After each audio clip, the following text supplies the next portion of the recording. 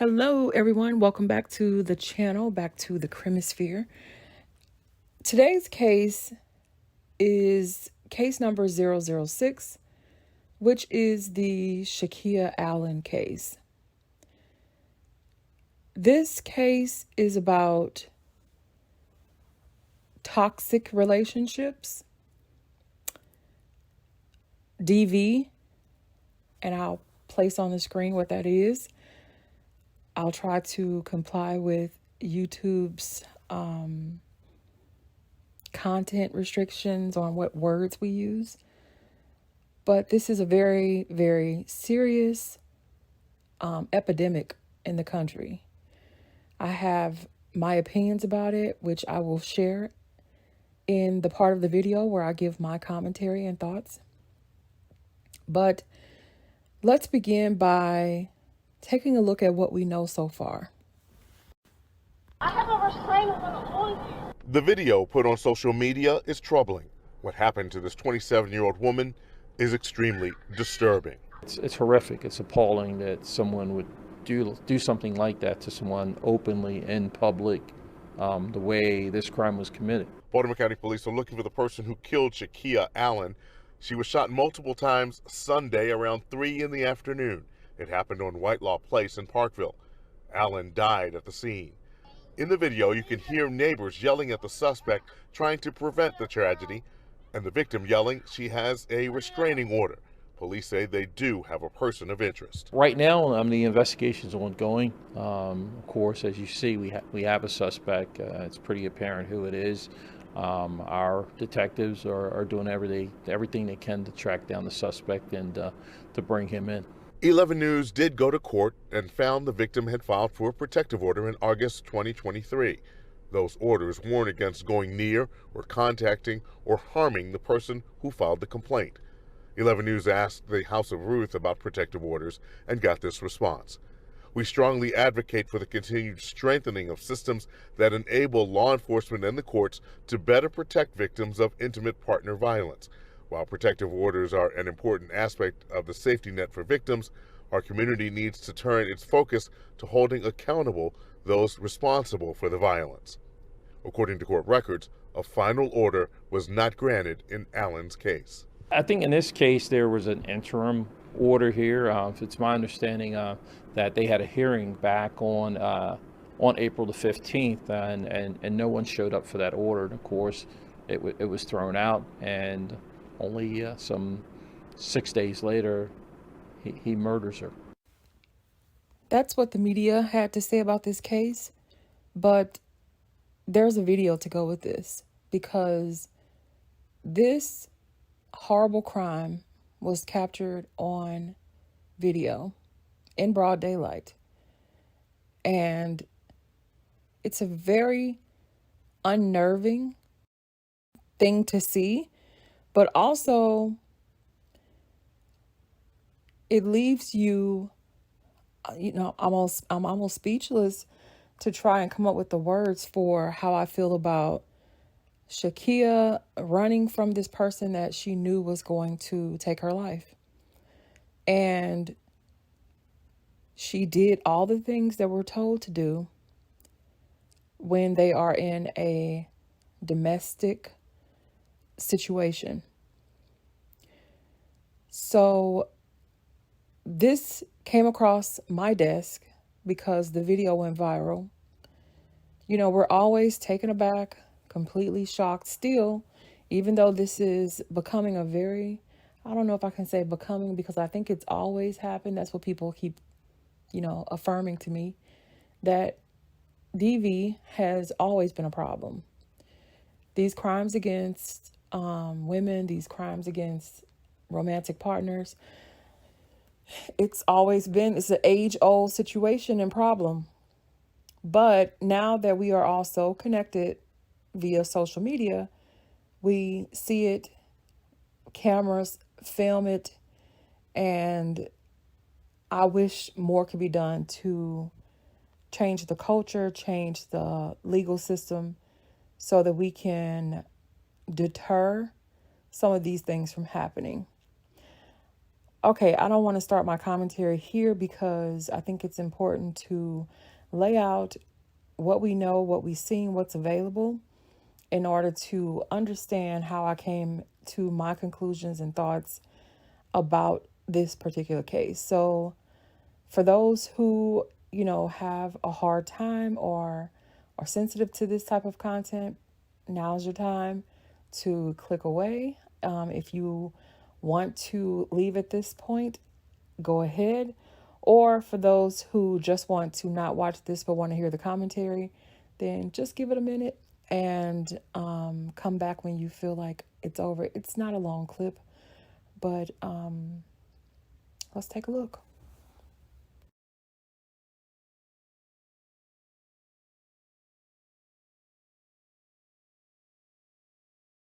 Away from me. You ain't gonna do nothing but get yourself in trouble, bro.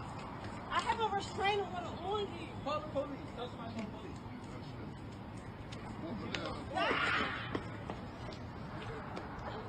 That's why she recording.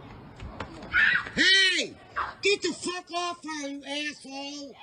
Leave her the fuck alone, I'm calling the cops! Come here, girl! Come here! Don't you fucking hurt her! Hey! Leave her alone! Oh! Oh my god! Oh! He fucking shot her! Oh my god, should I call him? I'm calling him. Hurry! Shakeia Allen deserved way better than what happened to her. I have a feeling that there is a history here, and not just a feeling, but I did some research, what I could find in the court records, and it sounds like there is an extensive history here of DV, and the saddest part is when people don't hold their boundaries, or when they can't, or maybe they fail to use the resources that are available to people in these kinds of situations, or perhaps they are talked back into the relationship by the abuser. I think there's probably a whole array of reasons or ways in which it ends this way. But it's disturbing to those of us who are who bear witness to what happens in this crime-ridden environment that I unaffectionately call the Crimisphere. So let's get into my commentary and let's kind of break down what we've seen, what conclusions I've came to, or thoughts that circled around my mind having seen that video and doing a little bit of social media research, things that were publicly available, just to kind of get to know who this person was before this tragic end. This was a whole human being. I like to remind everybody and humanize these people that this was a human being. This was a mother. She had a child. And it's so selfish to think that people just don't care, are so enraptured with their own anger or ego, or maybe just evil, that they give no regard to the person that they are harming, the person who is being snatched out of this experience, this human experience. And to what end? You haven't helped. Like, to what end? That's the part that is so confusing to me, because if you love yourself, you wouldn't do this to another human being, because it hurts you. You know what I mean? It hurts. You're hurting yourself in order to, like, you have to be filled with some terrible stuff that I never want to know. And I don't really care to understand, because this is so rampant at this point that I feel like we just have to eradicate it completely. Don't even give these people the opportunity to multiply further. I do feel like because we play, I'm getting into commentary, and that's okay. We're just going to transition right into it, which is, I do feel like because we have this catch and release legal system where people are allowed to do this type of retaliatory killing. And it really does have a chilling effect, I would imagine, on those who are being abused, where they like, this protective order or this restraining order is not going to keep me safe from this person, or not talk at all. Not, basically they're going to be forced to comply with whatever this abuser wants. Whatever, if he wants us to stay together, we're going to stay together. Or if he won't allow me to move on with another person, then I can't move on. So you can see how it can become a very, very hopeless situation quickly with our system of not really adequately dealing with DV in this country. And this case highlights it. It highlights it in the most incredible, disturbing, and sad ways. There's a child now who doesn't have a mother to finish raising her. There's a whole family, I'm sure, friends. I say this all the time, that there's a whole community that is affected when these things happen.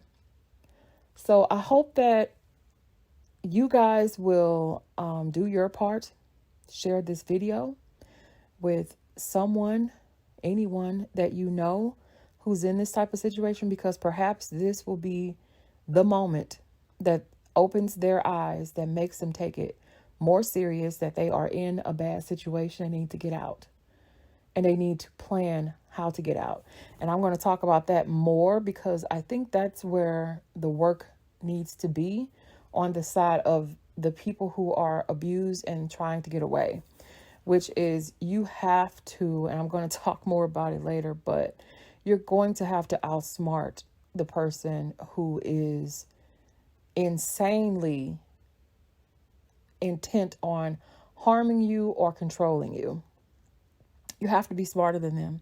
You have to outmaneuver them in order to get yourself away safely. And I offer no guarantees here. Of course, I have no ability to do that. Only God can do that. But I think that the first step is just to take it serious and to love yourself and your children, or whoever. Even if you have no children, love yourself enough to know that you deserve better. And don't take people as, oh, he's just saying that. You know what? If you look at the environment, if you look at the news, or just Google how often people are either committing murders or committing murder. Let me think of another word for that S word. Self-harm. Okay.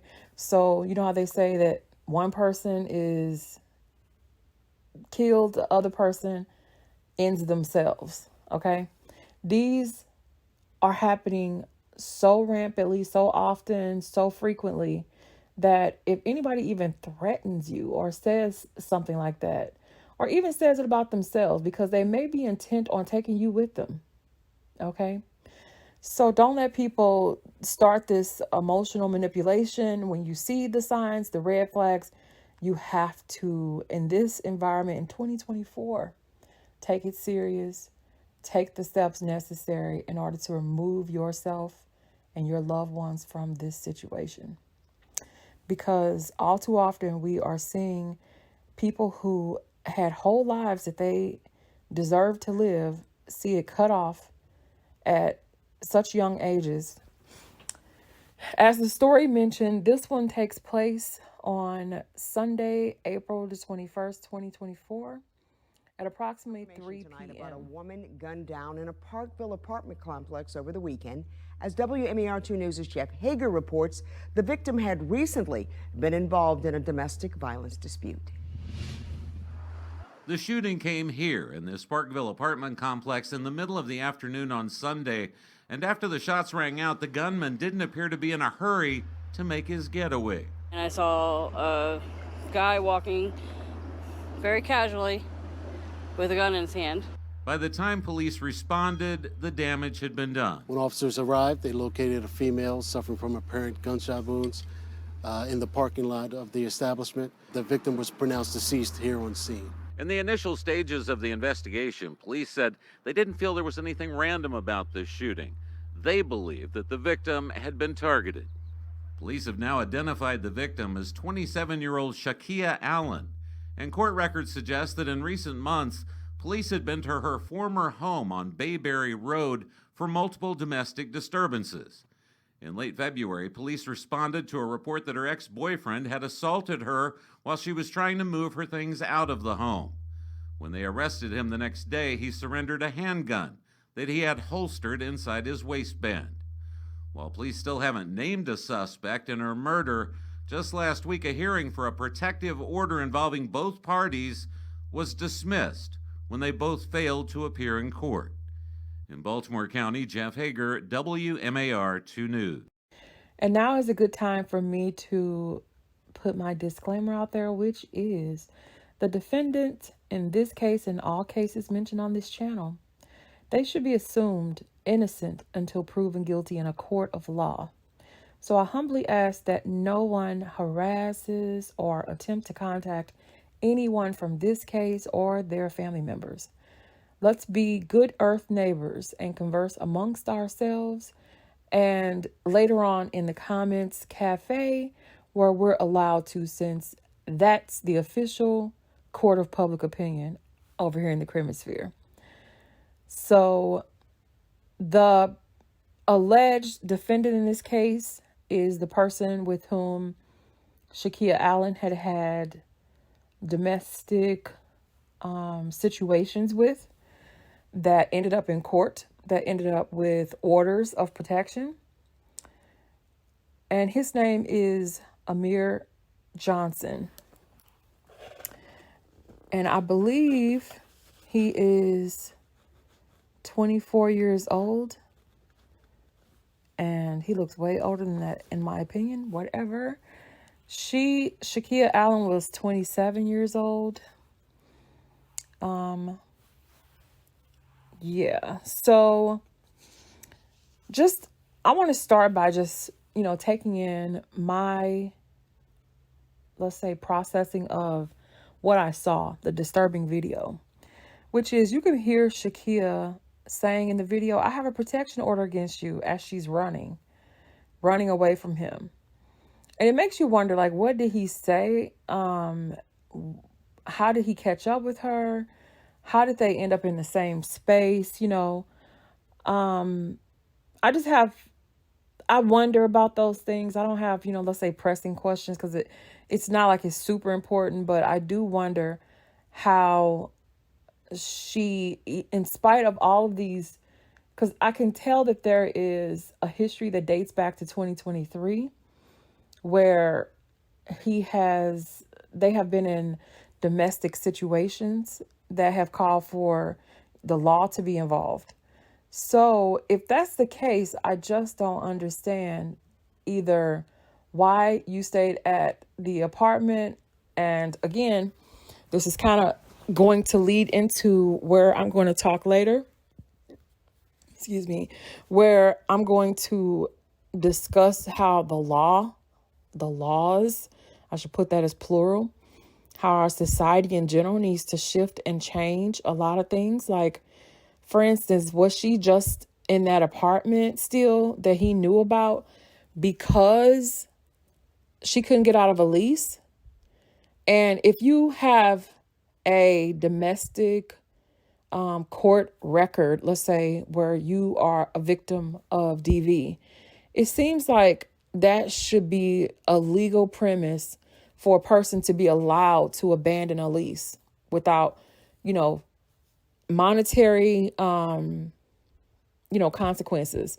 Like, pay your rent for that month, but you should be allowed to break that lease, because it would be, possibly, dangerous for you to stay in like a home that you may have shared with this person, because I believe these two shared a home at some point, an apartment.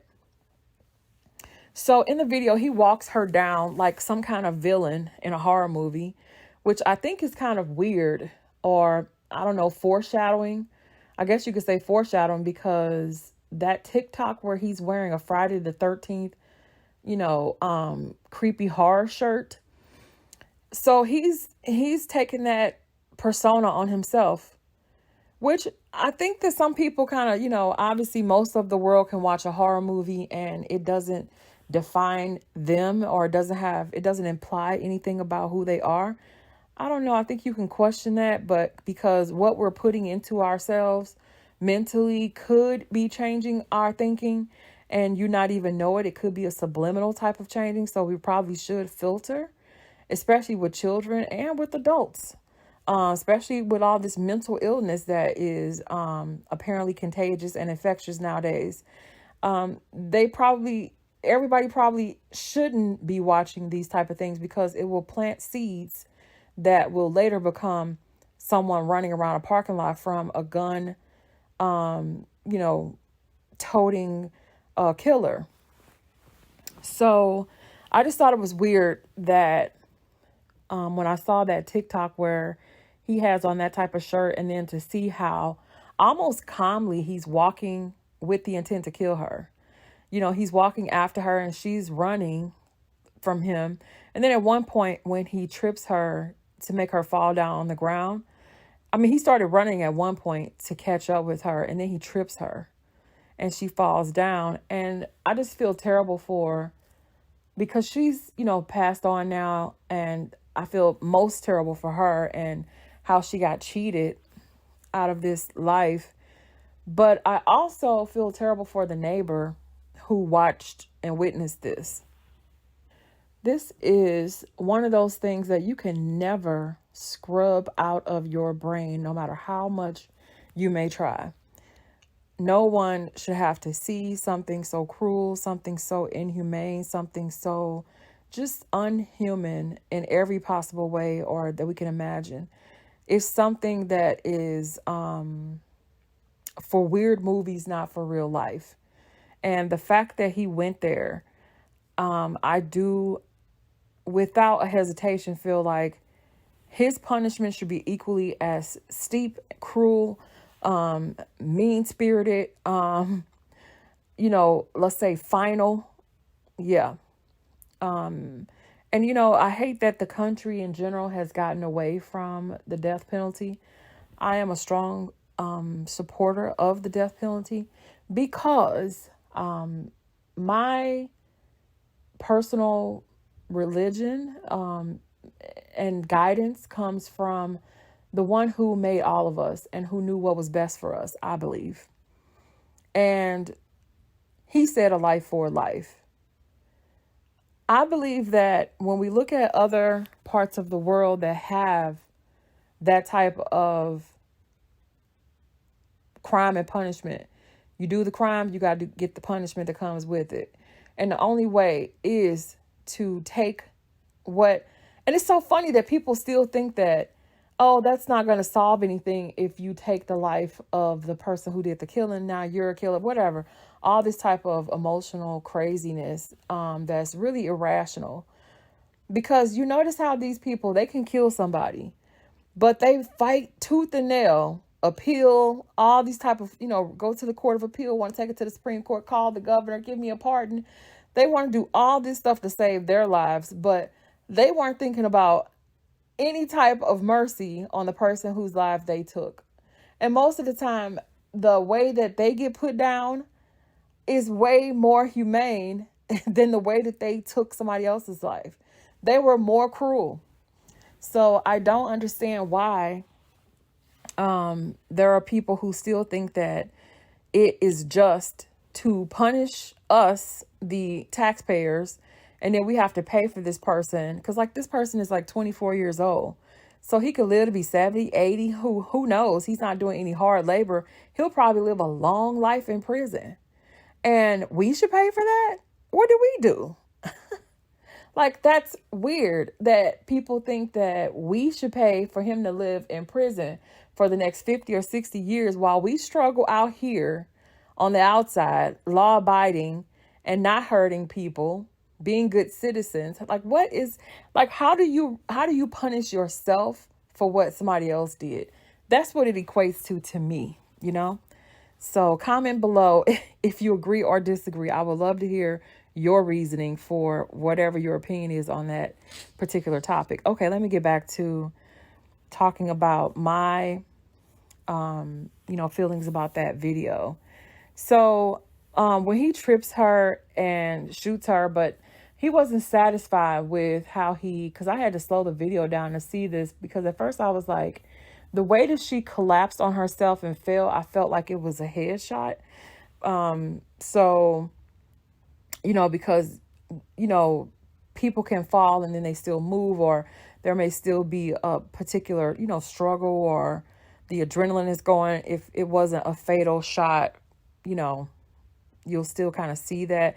But I felt like even when the first couple of shots we hear, or maybe first 1, 2, 3 or whatever, when she still, is when he faces her, face to face, I felt like that had killed her. And when he fires an additional shot to make sure she's dead, that to me should have been the shot that guarantees him the death penalty, in my opinion, because he was being extra cruel in order to either make sure she's dead, or to make sure that what her family gets back is damaged to such a point that they can't have proper closure if they want it, which is to be able to see her again. So when she's running, she's letting others know that he has a gun, which is really, additional sadness on top of this whole terribly scary situation, is to hear her say he's got a gun, because the girl is saying, "Come here, girl," and she's trying to tell her, like, trying to help guide her to safety or to get away from him. But I believe Shakeia knows that he's never going to let her. And I think she's afraid to turn her back on him, like he's going to shoot her in the back. It's almost like she doesn't want to turn her back on the boogeyman, And because at first I'm like, yeah, maybe she should have just ran and made him shoot her in the back. But I have a feeling that psycho would have done just that. I don't think he cared who was watching, because he clearly, like when he says back to her, call the police. Like when she said, I have a protective order, or I don't know if she said restraining order or protective order. But she said, I have a protective order against you, or restraining order, whichever one she said. He was like, then call the police. And the way he said that so calmly like that, he is out of his mind psycho. And I don't mean like in the kind like, oh, he is mentally incompetent for trial. No, I mean intent and evil, and determined to do what he set to do, which is to take her life. So it was terrible to see others try to intervene. And then I just want to talk about something else, but I think I need to play this first and give you context before I go into other people's comments about that one person that you could see, like a black guy who's standing there by a car with his, like he had just got home maybe and got out the car, like, what's going on over there? And he's witnessing this whole thing. So I think he's going to definitely end up probably testifying in court if it goes that, far, because I don't know if they've even caught him. Nottingham, Maryland, April 21st, 2024. A woman was shot and killed in the middle of the day in the parking lot of an apartment complex. Police said the woman was shot multiple times at the Renew apartment complex. While police search for the shooter, residents at the apartment complex are stunned. I thought it was a firecracker, said Jessica. Clearly, it was not. I heard 2 shots, a resident said. Pop, pop. Then a break, then 2 or 3 more shots after that. Pop, pop, pop. Baltimore County Police said that no arrests have been made. Neighbors did say they heard a commotion in the parking lot, so we do believe it was targeted. Police have not released a lot of information about the shooting. Sidebar, I watched the video, and the crazy part about it is it was black men watching, but not one black man tried to protect her. Let that marinate. We rather videotape, we rather just stop and look, but we refuse to help our own. We are our own worst enemy. Black people, we have to do better. Okay, so you saw that and you heard that. I think that that's asinine to think that someone else, perhaps they got kids, perhaps there's children in the car, perhaps he got a wife in the house and children in the house. Perhaps he just loved his life, okay? Why do you think that people should intervene? Why would anyone think that? And mind you, I don't think that most people do. I think that, this person is just loud and wrong to say that a stranger should intervene on a domestic situation where somebody got a gun. He was holding it out for everybody to see. And he's about to do this in broad daylight. So this is not a person who would hesitate to kill anybody who got in the way of what he planned to do that day. I have no doubt that he was not worried about anybody, including the cops or some stranger who would have tried to, help this woman in this case. So I think that it's crazy to make that, some type of platform to stand on or soapbox to get on that somebody should intervene in this kind of situation when it is well known and well documented that this domestic situations are some of the most dangerous situations for police also. And they have a multitude of weapons. So I know that an untrained civilian definitely should not get in the middle of a situation that has escalated to that point.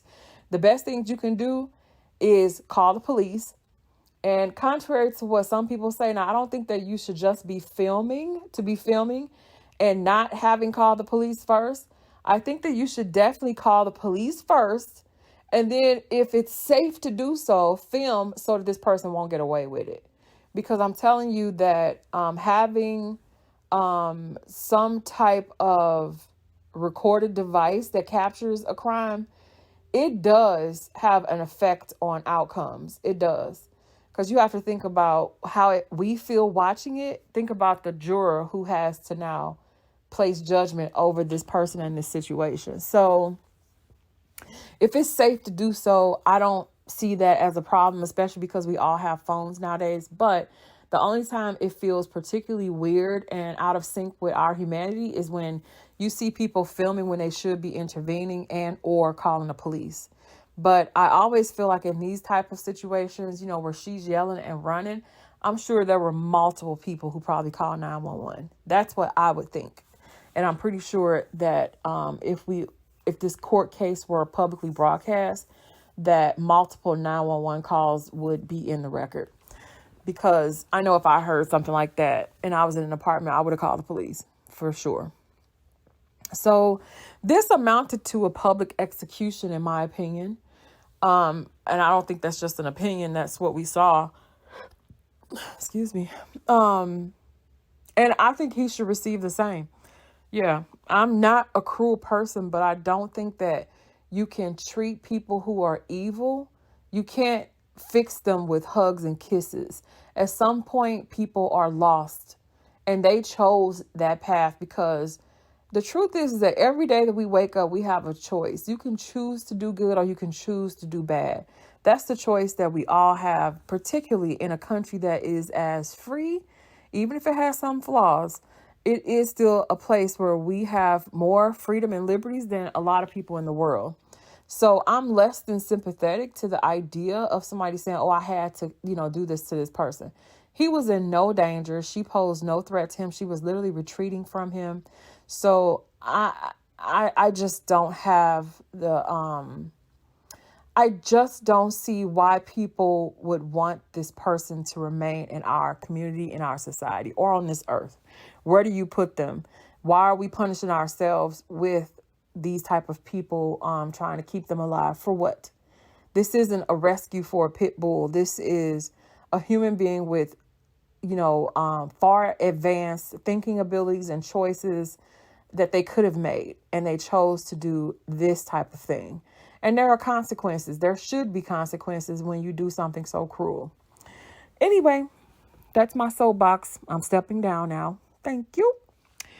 I just want to re-emphasize, I think I mentioned it earlier, that I think that when we see people who have restraining orders or protection orders in place, and then they end with this type of situation where somebody's life is taken like this, it has to have a chilling effect on victims out there. That help is not going to help. The paper is not going to help them in any way, shape, or form. Which is why later on I want to talk about some of my own proposals for how to fix some of the problems we have in our legal system and how we currently are dealing with these type of situations. At this point in my commentary, I want to kind of discuss some of what I found in the court documents on both Shakeia Allen and Amir Johnson. So one person, I saw a video a YouTuber made, and he made a very good point, and I'll try, if I can find it, I'll try to link his video just to give proper credit to who brought up this argument. And I thought it was a good one that he very observant to notice. But he mentioned that when you look at the court records, I found them also, that there was some DV and protection orders filed that date back to like August 17th of 2023. However, when we see this TikTok, the date that's on there where she's out having dinner, having a big, large, like a rack of ribs with him, and doing this TikTok, skit, I guess you can say.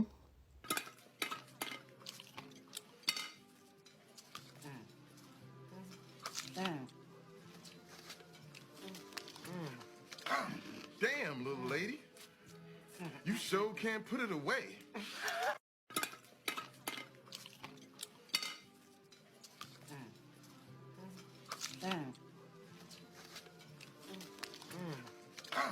Damn, little lady. You sure can't put it away. In February, which is after February 2024, which means that's after they have this history together of domestic abuse. But that's not unusual.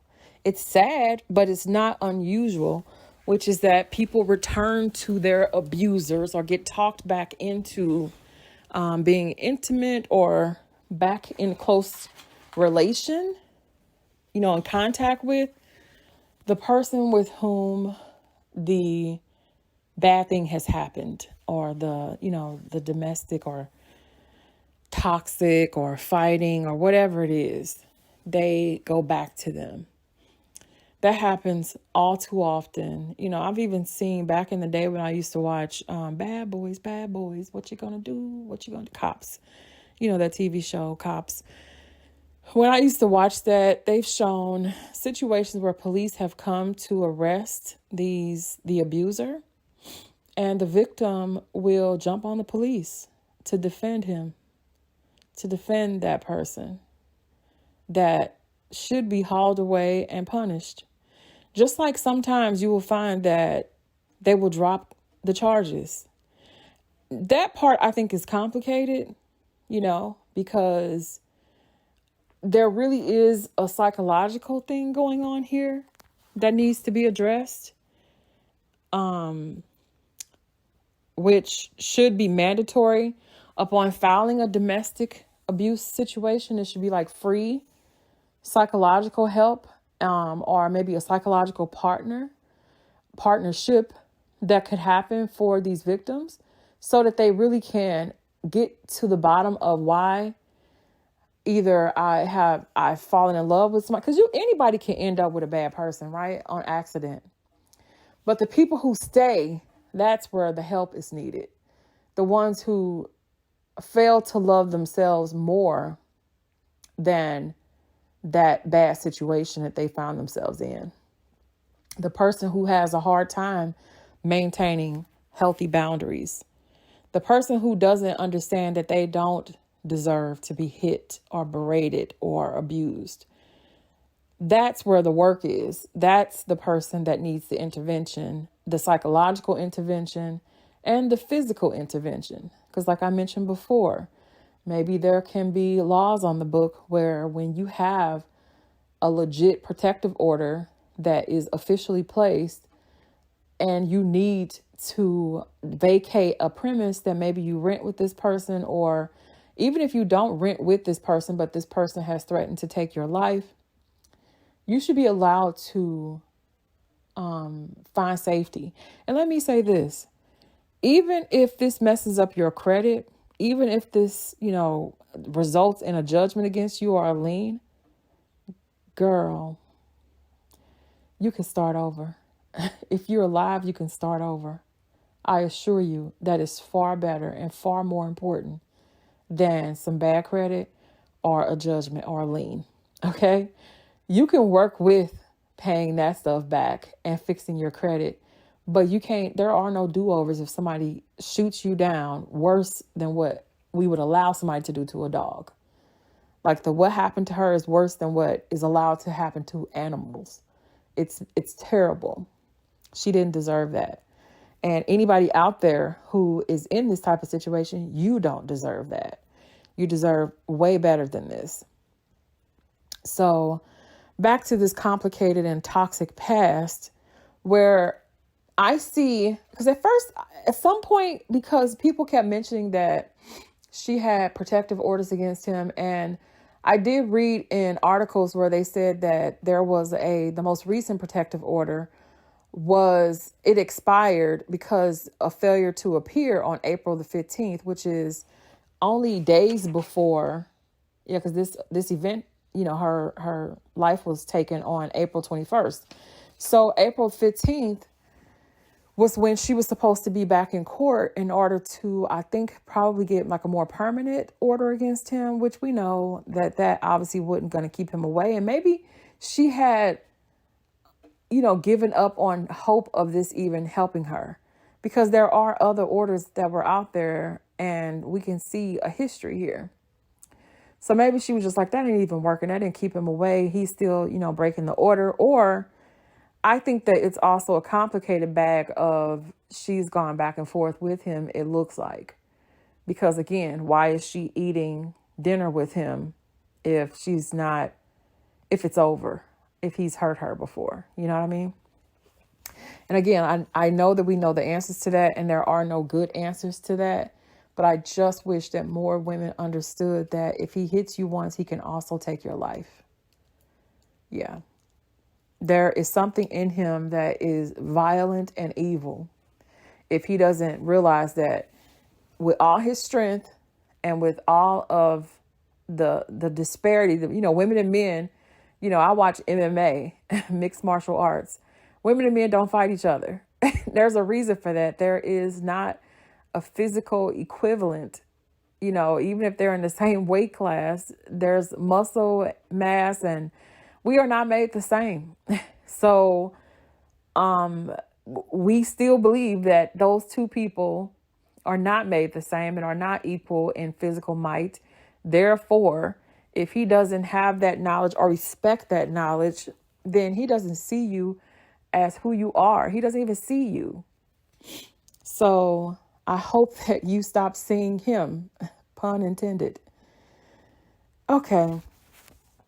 I read where it said police have now identified the victim as 27-year-old Shakeia Allen, and court records suggest that in recent months, police have been to her former home on Bayberry Road for multiple domestic disturbances. In late February, police responded to a report that her ex-boyfriend had assaulted her while she was trying to move her things out of the home. And I always put my sources below because I don't remember which article said this or stated this, but it was from one of the articles. So it is in one of those links that I provided below.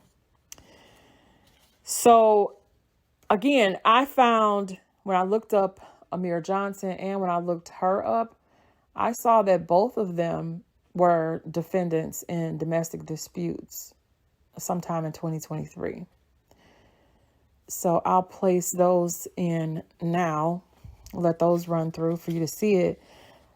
But it just makes me wonder, more than that, it just makes clear that they were in a toxic relationship where perhaps they were filing these against each other.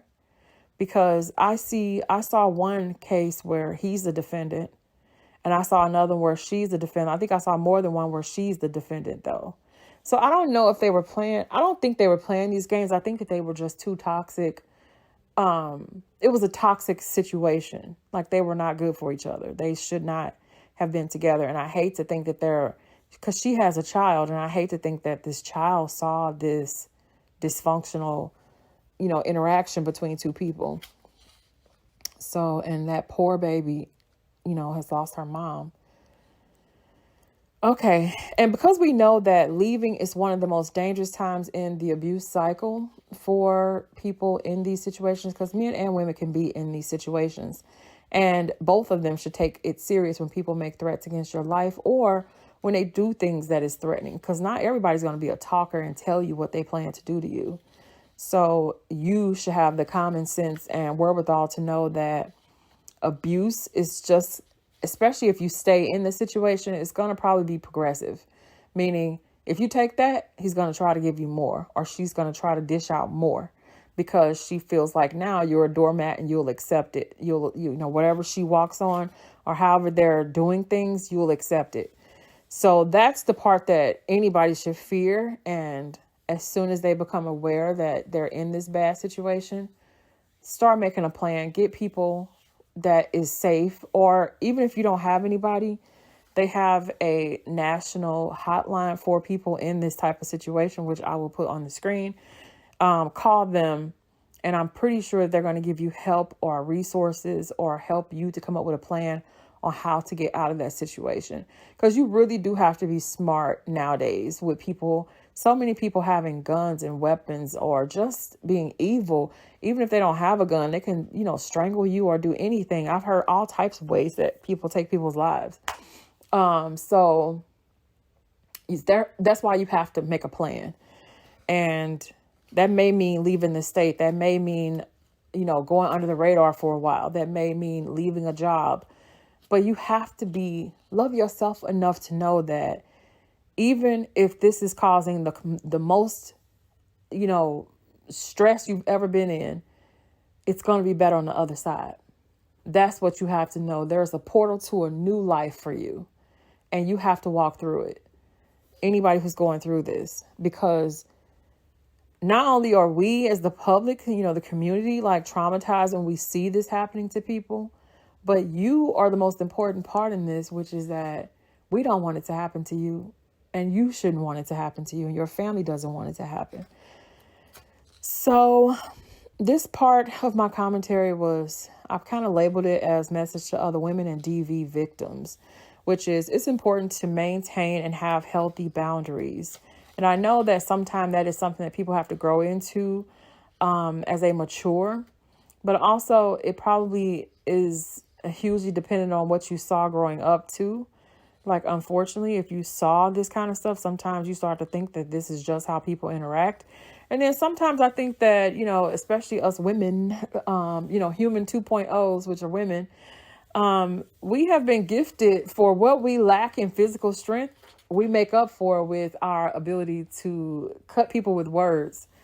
So even that, and mind you, I am not here to say that anybody can say something, because like sticks and stones, oh my God, come on. Like words aren't that, like where you should be picking up guns over it, but people do it all the time. So that's the part where I feel like people have to use emotional intelligence to realize that, you can hurt people with words to the point where they want to do bodily injury or harm to you. That is a real thing, even if it sounds like in your practical mind and logical brain will say, and even in court, people will be like, that's dumb. You know what I mean? This is a country that, sells you on the idea of free speech. But the truth is that the First Amendment, I've always thought this was stupid, by the way, which is the First Amendment says free speech, you can say whatever you want. And the Second Amendment is you can have a gun, though. Huh? Do you realize how this society sets you up to get hurt? Like, look at that. Say whatever you want, but saying anything you want could get you hurt because people got guns here.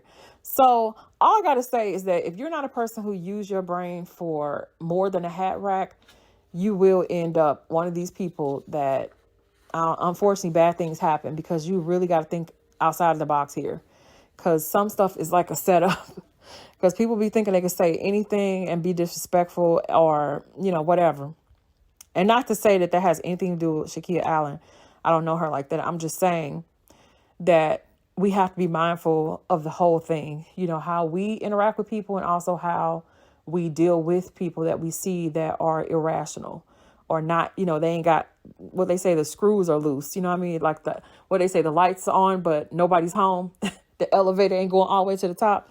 Yeah, these people show us signs and you can't ignore them.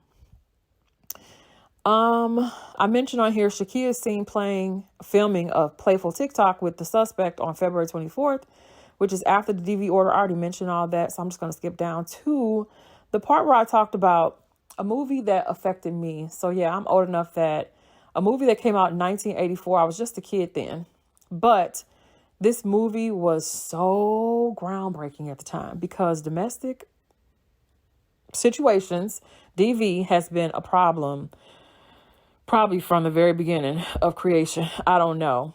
But let's just say that it's been a serious issue in this country for many, many years, for as long as I've been here, for sure.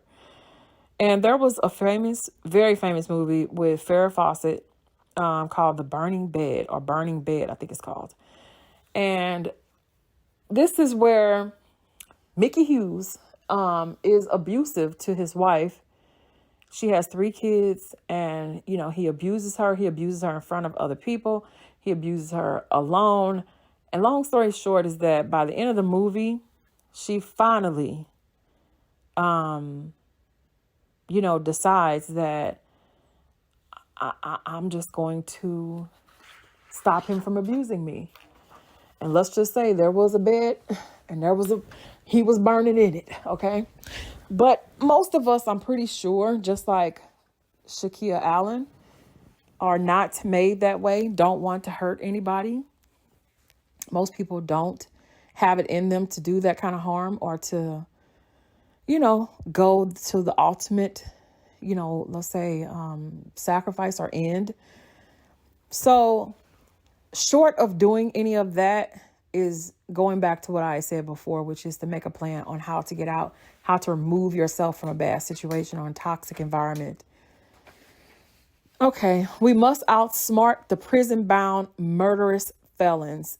I feel like this is a felonious spirit in the person who feels like I am willing to hurt you to the point where I don't mind going to prison, or even those people who have, they want to take their own lives.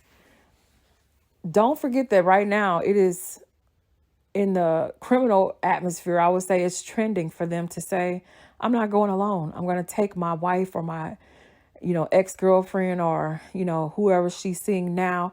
And then I'm going to harm myself so I never have to pay for it. So I never have to go to jail. So if people just don't go into these relationships trying to fix people, you know what I mean? It's not your job to fix other people. Even if you were a paid professional, paid professionals don't cross the line of what is the professional relationship, right? They're not supposed to. And there's a reason for that, because it can distort, your sensibilities, your good conscience, your good judgment.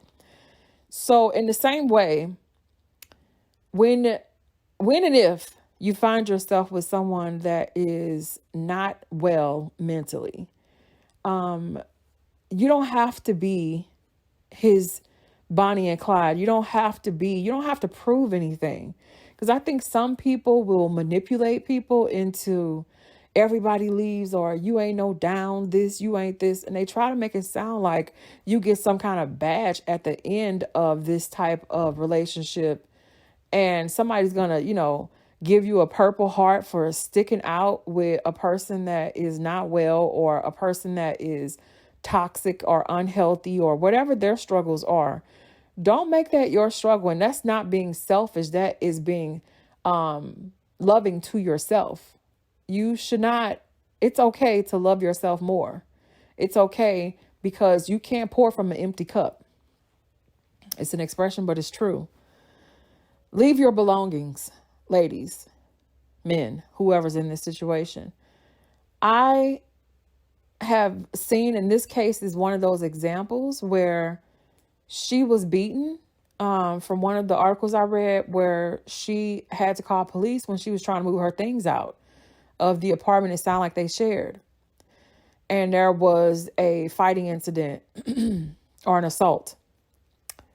So in these kind of situations where somebody's trying to lure you with your belongings, just leave them. Start over. Start anew. It's so much more important for you to get out safe, get your kids out safe, get to a safe environment, even if you guys are sleeping on the floor, there are people who will help you. You have to trust in that. The power of good people, the power of believing in yourself, the power of just, at least I ain't with him. Okay. That has to get in you to the deepest part of your core. Everybody has, or you should have, some kind of survival instincts, a desire to be alive. And this should freak anybody out who is in this kind of situation, that could be you running around and nobody's going to help because they're afraid. And if the cops ain't there, then you're going to regret in that moment you will, and you probably won't even have time to regret letting this person back in your life, taking them, oh, I'm sorry, or accepting their flowers or their steak dinners or, rib tips or whatever there was on that plate. There is no meal, no amount of money, no gift, no car, no bags, no purse that should make you forget that you deserve better. So get your priorities together, because some people are putting themselves or keeping themselves in these situations because of what they're getting out of it. And all I got to say is that you are skirting with a very dangerous situation. It is far better to be a woman who works and provides for herself, who's independent and alive, than to be a person that we are coming up with what to say on your obituary and wondering who's going to take care of your kids, or, who's going to pay for your funeral or whatever, who's going to make the arrangements. I just don't know. Or just somebody hunting you down like that, like a boogeyman. That is enough for me. That if we tip the scale to where I'm afraid of you, it's over. But it's over because that's a very personal thing to me, where, I just don't have any room for that. I just don't. And I'll leave it at that for now. Maybe I'll get into it later, but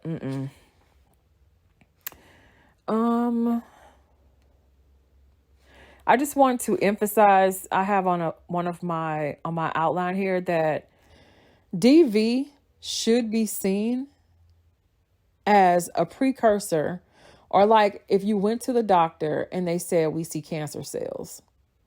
You should look at DV in the same way that you are in a critical, potentially life-threatening situation. Do something about it early. Do something about it early, okay? The same way you would if somebody said that you have diabetes, you need to, lower your weight, take insulin. If somebody is doing something that amounts to DV, just know that it's a precursor to a fatal situation that will follow if you stay in it. I think that the courts, and I'm going to talk about that later, but it needs to be viewed from the victim and those around them as a very serious situation that deserves immediate attention, not just letting it linger. I'm going to pop up the abuse hotline number again, because that's on my outline, to make sure that I re-emphasize that help is available 24/7 to those who need help. So please use it. History is the best predictor of future behavior. So once you get to the point where you have had this situation happen, the best predictor, they say, and this is across the board, not just in DV situations, that the best predictor of future behavior is what has happened in the past. So if he done it once, he'll do it again, more than likely. Do background checks on these people that you're allowing into your life. That is so important now. And a lot of times you can look up people's past. Now, it gets a little sticky when people gonna cross and move from state to state, right? But you should be taking your time. Where people are talking about these hookups or these one night stands, that is so dangerous. Not on many levels, it's dangerous. But the biggest one is that you could have somebody in your life that has a history of being an abuser, a history of taking people's lives, even because, people take lives and then they get back out with this catch and release system we have. So I think you should know that, number one, before they come around you, but equally important, before they come around your kids and your family, because sometimes these DV situations, they escalate to the point where mothers and fathers, aunties and sisters, people who are trying to help you and be there for you, they also get taken out because of you and because of the person that you allowed in your life. So have some boundaries, guys. Yeah, we need healthy boundaries. It is okay to be with yourself. And that's the reason why I didn't say be alone, but be with yourself. You don't have to run from yourself. You don't need somebody warming the other side of your bed. Okay. Even when it comes to intimacy, oh my goodness, you better let Duracell and Energizer be your best man. Okay. Because if it takes that for you to give yourself time to meet somebody who is healthy for you, because I mean, think about this. Even in the best of worlds, humans are unpredictable. But if you out there just like gambling, playing roulette with your life by, shopping at the prison, some of these women are dating men who are fresh out of prison, men who openly tell you they have felonies, or men who openly tell you that they had domestic altercations with their past lovers and wives or whatever. You are a gambler, ma'am. Okay. So I wish you well and good luck on that road to nowhere, as Sarah Palin would say. So take time with getting to know people. Ask questions on where they used to live, what they used to do. Write down dates and times. Look for large gaps, which could indicate prison or jail time. And if you know where people came from, if you don't know his middle name, his full government name, his birth date, the things that you need to do a good search on them, you moving too fast. You moving way too fast. You know what I mean? And I feel like we're almost at the point where we need letters of recommendation before we date somebody or let somebody into our lives. But I know we're not there where people are probably going to do that, because then you'll have somebody lying for them and, or somebody may, make you write a letter of recommendation at gunpoint. That'd be crazy. But anyway, I'm just saying it's to the point where I'm like, jobs make you do it and you only working there. But we talking about somebody laying in your bed, sharing your shower and your toilet. I mean, we need it more than a company do, because at least at the company, they're only getting you for like 8 hours, maybe 10 or 12. But this person may be in your life for good. And some people aren't doing their due diligence. So just be smart. That's all I got to say. Don't feed the monster. Some people are giving way too much energy and time and intimacy to people who are toxic. Like, for instance, some people, it happens to women, but it happens to men too, which is once you become intimate with them, they get attached. And you do not want to attach yourself, even if that person has the best sex ever. You should be smart enough and love yourself enough to know not to get attached to a person solely for that. Like, you can't deal with them as a whole human being. You only could deal with them in categories, because you know that the other categories aren't checking the box. They're bad. They don't work. They, abuse her. They go in and out of jail, prison, whatever. Or maybe they hit you, whatever. Girl, that's a flag. That's a red flag. If you got to chop your man into thirds and fourths and, tenths or whatever in order for you to like him, just know it's a flag. And you probably need to think about what's going on with you that you think that that's good for you. Okay. I put on here, love yourself. It's not being alone. It's being with yourself, which is okay. At least you're alive and thriving. Think about your children, not just your loneliness. And then I'm just going to remind people that if you have someone in your life who really, really, really needs this kind of reminder and video to maybe help them to realize that they deserve better, please do them a favor and share the video, and do me a favor. And if you are still sticking around and enjoying the content, please, it's free. Just go ahead and click that thumbs up to like the video. And if you want to help out further, you can subscribe to the channel. And if you want to help out even more, just click that bell icon. You see that little bell right there? Click that and it will turn on post notifications.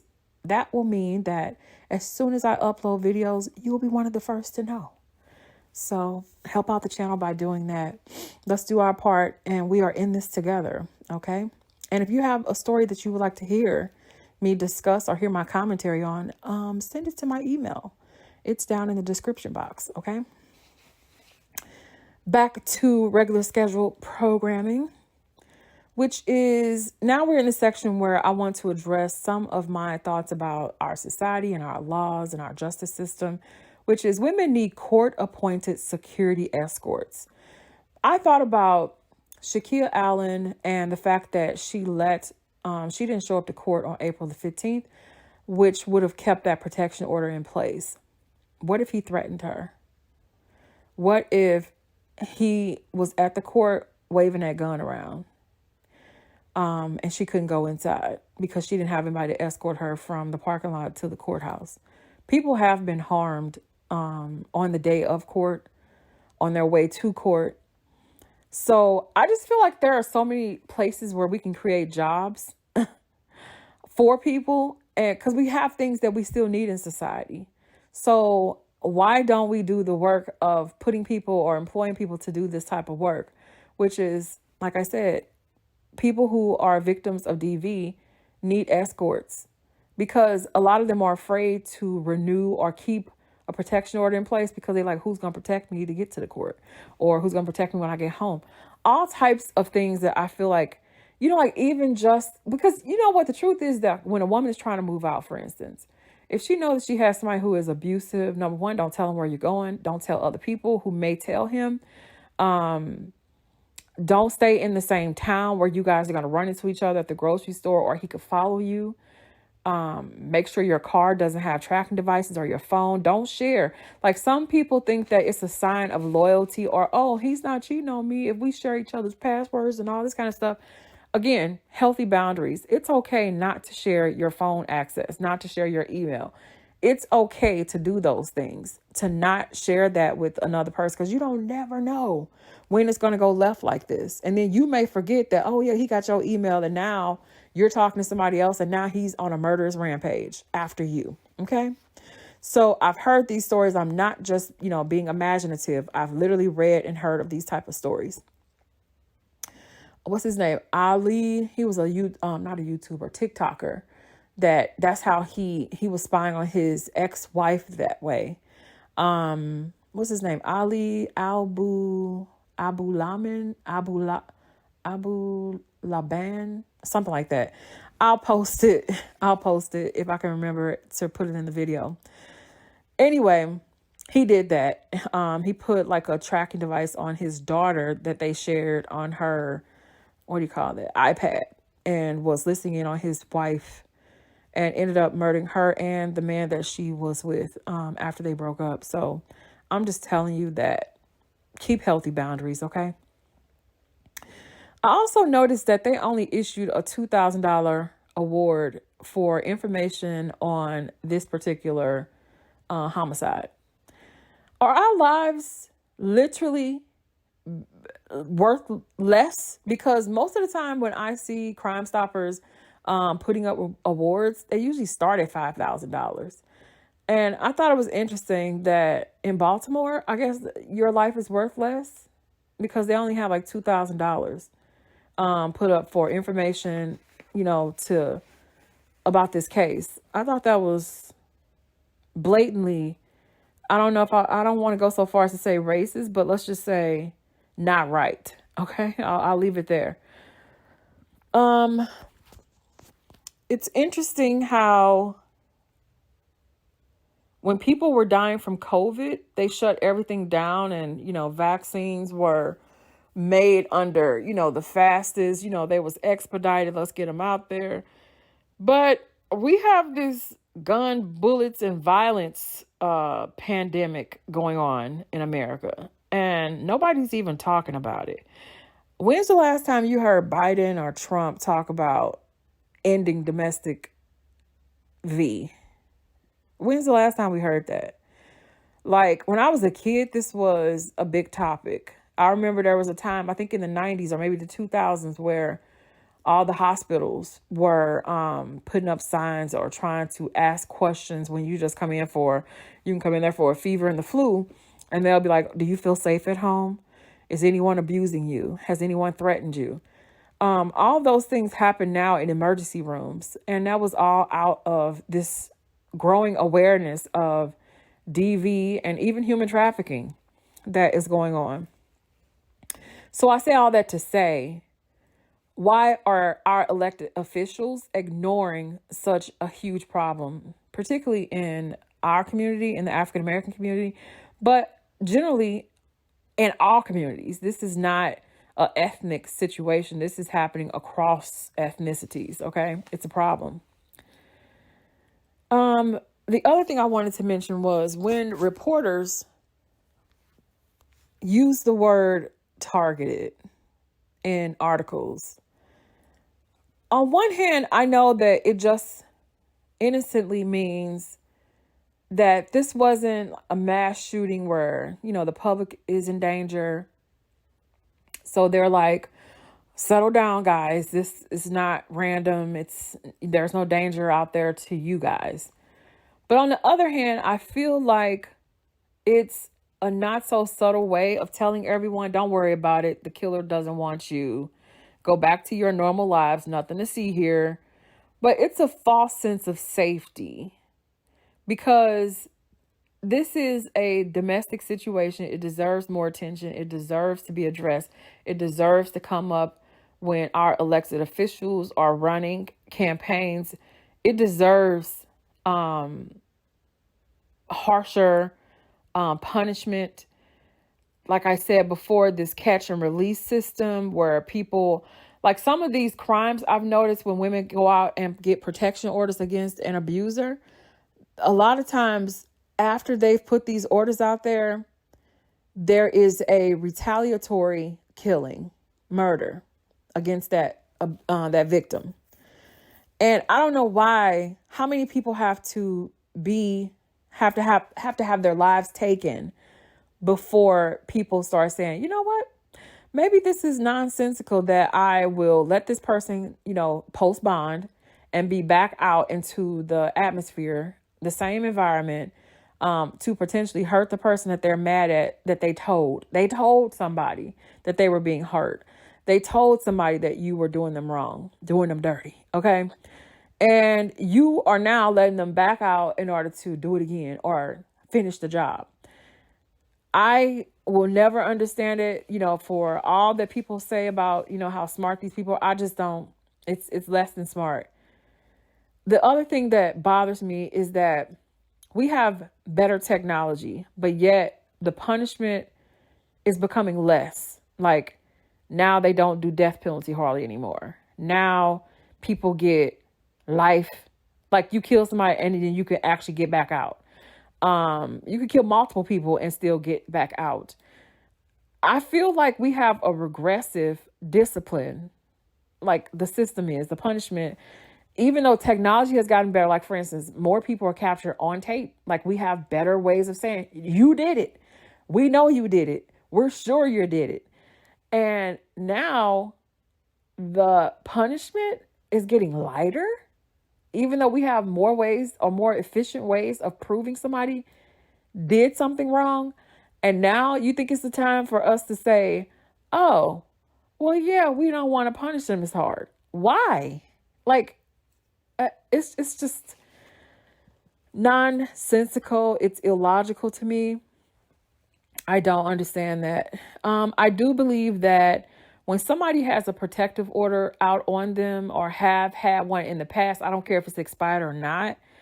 If you have ever been named as an abuser, I believe that if you ever in life commit a crime against that victim, that it should be an automatic either life in prison without parole or death penalty.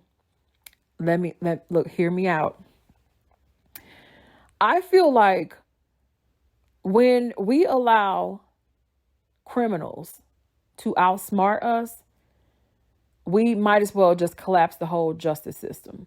Because if they can play games with those of us who are law-abiding, those of us who want to live in peace, want to live in a society where we're all safe, if we're going to let them run the show, then again, that's the reason why I call it the Crimisphere, because I feel like crime is ruling our atmosphere in America. So I feel like, I know they have like aggravated murder and those type of things, but I feel like when it comes to protection orders, if it should be on that. If you ever hurt this person in this life, you will do life in prison without parole or get death penalty. And I personally, you already heard my thoughts about which one they should get when it comes to those two things. So basically what I'm saying is it should be I don't know. I know what incentive is. Would it be decentive? I don't know. Which is basically, or maybe a deterrent, that if people want to do these bold killings on live, on video, in broad daylight, then I think that is like a form of domestic terror. And because it is that, and it has this type of, you can't unsee those things. You can't feel safe if that happens on your block, in your parking lot, at your apartment complex, okay? And because of how it has that effect on all of those people, so many people, when these things happen in such a broad and unveiled way, I feel like this person has already said, I don't give up what anybody says. And he even said, call the police. So he basically gave the finger, the bird, flipped the bird to the police. Amir Johnson did. Allegedly. Until he's arrested and convicted. Allegedly. So I hope that, and I wish the police will respond like they do when they hear officer down, you know, when this happens. But, you know, in some ways, no, I'm not even gonna get on that. I'm just gonna skip that part. Okay. I was about to say something about how feminism has brought us to this, but we'll talk about that another time. This one is a long one, but what did I say here? The senseless system of housing these defective types is asinine. Put them down humanely. Why should law-abiding taxpayers be punished economically for crimes committed by felons? The complex issue is that the system has inherent biases and historically racist practices that corrupt the pursuit of justice. This is why we must continue to move towards a society free of prejudice and racism. If you're in a homogenous society like in places like Africa or Asia or the Middle East, it would not have that race factor when it comes to punishment. But because we still have such a problem and an unresolved,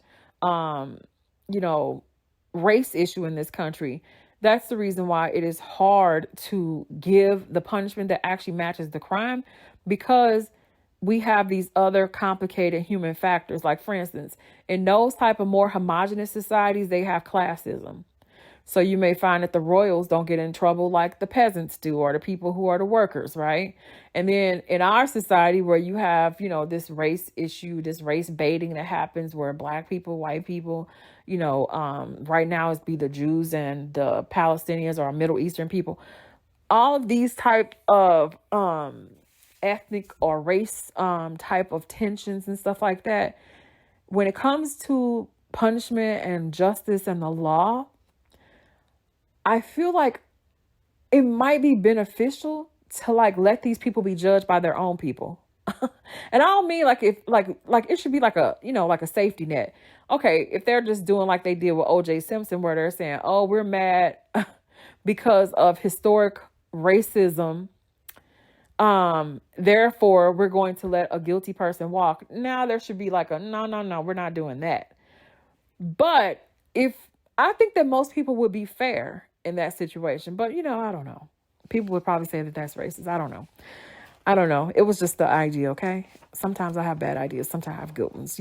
Give me a break. Okay. Where's the people that be outside having a ball, having a blast, that don't smoke, don't drink, and don't do hookah? Because those are my people, and I want to meet up with y'all, and I want to hang with y'all. So I don't want to, and I don't want to always be on the scene where the crowd is at. Okay, guys, so I think that's all that I have on my bullet points. I would love to hear your thoughts. So please take time after and come by, have a cup of coffee, because we are about to shuffle on over to the Comments Cafe. In case you're wondering what's the Comments Cafe, if you're new to the channel, it is that moment where I read your comments, not you guys, because you're just hearing this video, but the comments of others who have commented on posts related to this case, or have commented under articles related to this case, or perhaps on TikTok or social media of some sort, Facebook, wherever. people have made comments in relation to this case. I like to take random ones and just read them and just kind of get a feel for what others are thinking about this case. So if you don't mind, join me. The water is fine. Come on in.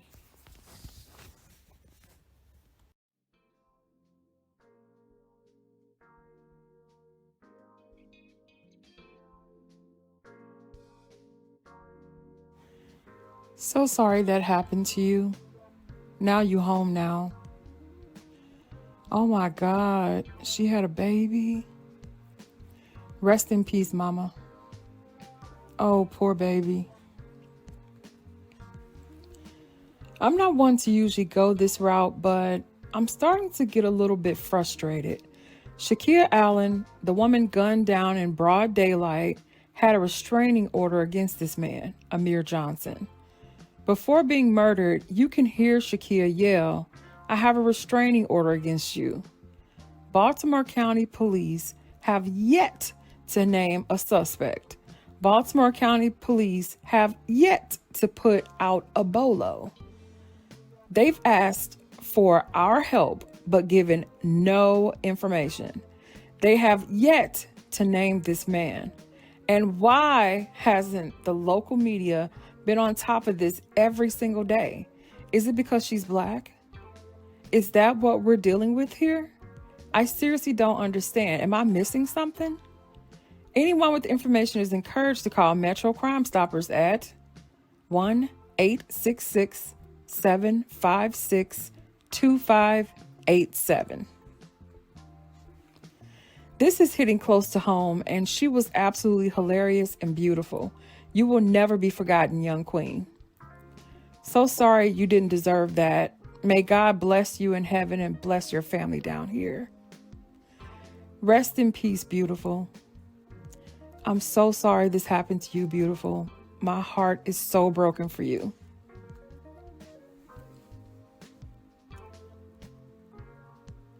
Is this the guy? Yup. Yes. Oh my goodness, this is heartbreaking. Rest with God, beautiful. Justice for Shakeia Allen. He's a monster for taking baby girl mom away from her. Type of stuff been happening. Social media is just able to highlight it now. Facts. I can't even imagine how terrified she was.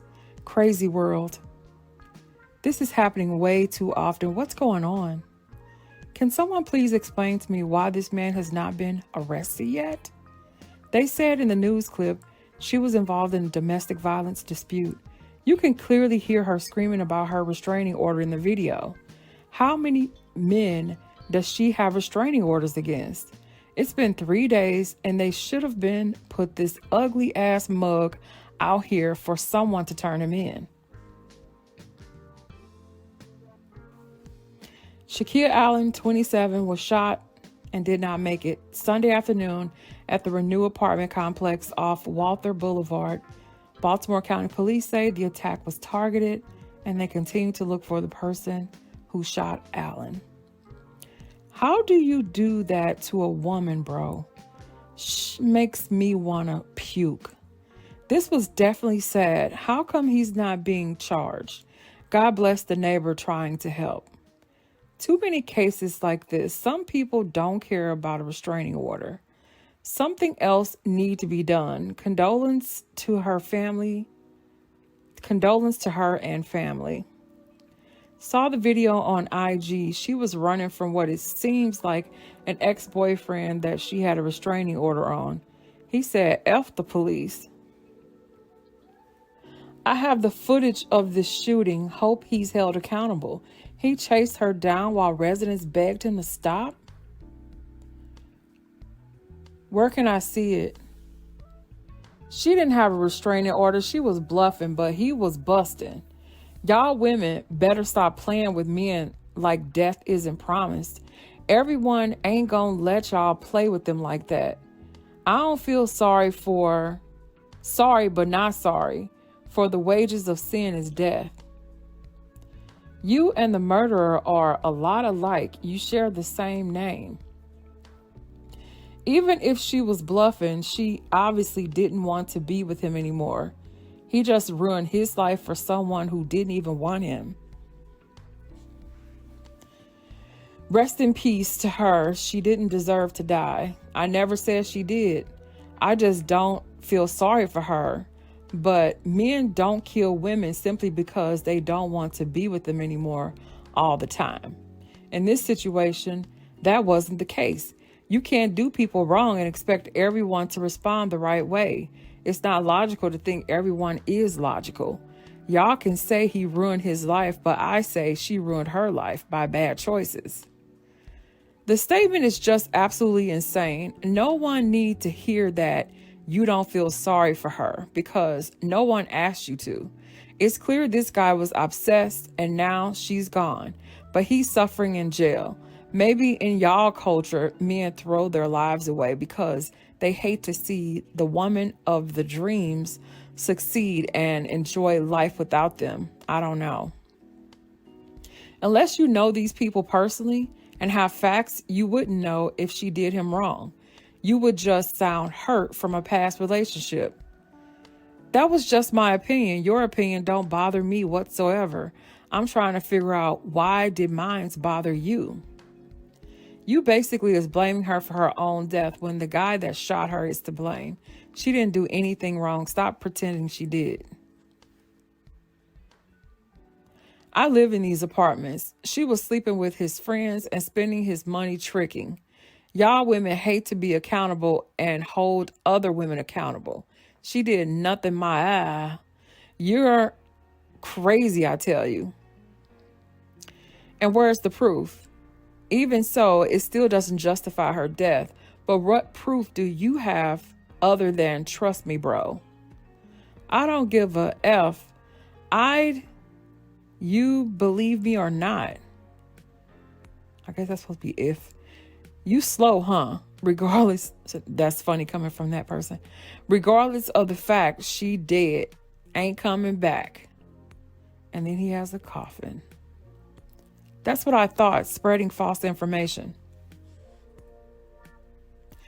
Okay, I just want to pause right here because I included this series of comments because I think that's Amir Johnson. I mean, obviously that person who commented on it did too, but she was trying to let him keep talking. I didn't call Metro Crime Stoppers or anything like that because I feel like they should be doing the investigation, not us. But I have a feeling because the information that was included in that comment sounds like somebody who knew more than what would be released in any news article or anything that people outside of Amir Johnson and Shakeia Allen would know. Like, how would this person who happened to set up this account on April 16th, which is right before the murder, I don't know. I just have a sneaky feeling. I don't know if somebody's trolling, but all I can say is that I hope the police check the IP address for whoever that account was that was commenting like that. I really hope that they do their research on that. Okay, let's move on. Stop choosing these types of men. Edit. I'm really sorry if this comes across as insensitive or victim blaming. Not my intent at all. I saw the footage of what happened online and it devastated me. She looks like my sister. I am always worrying about her dating and ending up in a situation just like this. Shit is so sad. Wow. So these non-humans videotape instead of helping her? Society is doomed. What color was she? Chocolate chip Oreo. What does it matter? It was domestic violence and it was disgusting. Because we need to protect Black women, remember? Woman shot and killed outside an apartment complex in Parkville. It happened around 3 this afternoon in the 8500 block of Walther Boulevard. When officers arrived on the scene, they found the victim in the parking lot. They rendered life-saving measures and requested an ambulance, but the victim was pronounced dead at the scene. A woman who's lived in the complex for several years described what she saw and heard. We're not showing her face or giving her name for safety reasons. And I heard like pop, pop, pop, and I thought it was firecrackers. Clearly it was not. And so I went to the window to see where the fireworkers were let off, And then I saw a guy walking very casually with a gun in his hand. So was this a random shooting or was it targeted? Here's what police are saying. Neighbors did say that they heard a commotion out in the parking lot, so we believe that it was targeted, but more information will be learned throughout the investigation. Police are asking anyone who may have seen something to call. You can reach Metro Crime Stoppers at 1-866-7-LOCK-UP. Bae, you think you the shit? You're not even a fart.